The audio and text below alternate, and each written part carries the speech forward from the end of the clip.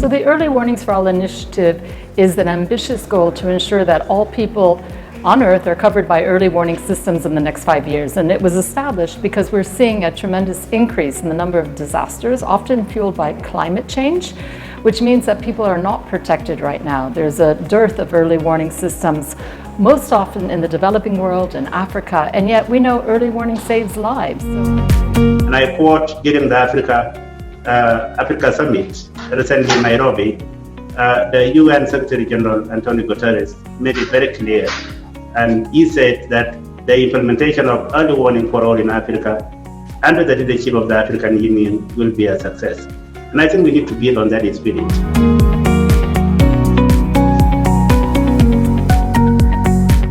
And clearly, early warning isn't enough. It needs to be coupled with actual action, because people aren't safer just by hearing that a flood might be coming. They need to be able to do something about it. They need to be able to be supported if they need it.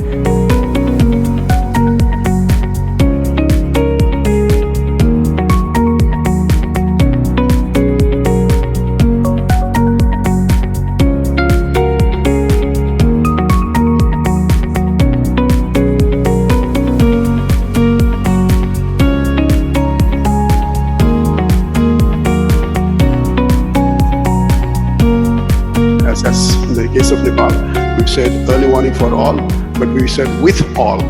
So that's a new thing that we've been able to. If we are not able to kind of really work together with all of us, we'll not be able to really kind of again save somebody from falling.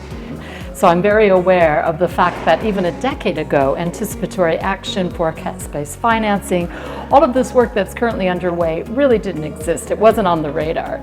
So for me, we can learn lessons about how to mobilize, how to galvanize a diverse group of stakeholders to achieve a common objective.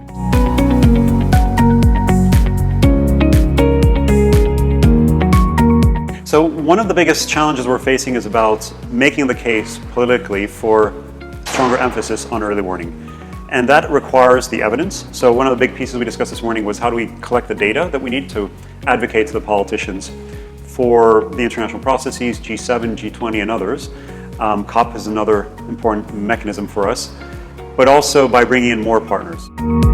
We cannot afford to try to reinvent something from start and trying to start from scratch. So it's about coming together. What are those regional approaches? What are those different elements at the global level that also can bring us closer together to better serve the people in need? So I see that as the next step. We've had a lot of learnings. We've had a lot of people come together.